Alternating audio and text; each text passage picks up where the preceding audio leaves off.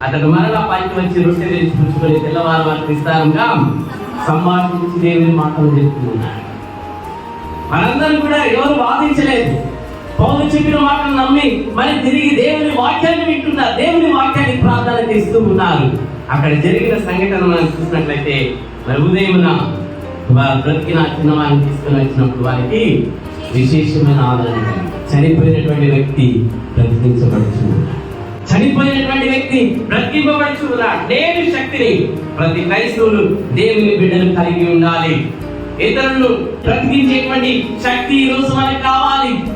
పౌలు ఇతరుని బ్రతికించేటువంటి వ్యక్తిగా ఉంటున్నాడు. అతని యొక్క విశ్వాసం చనిపోయినటువంటి ఒక వ్యక్తిని బ్రతికిస్తూ ఉన్నాడు.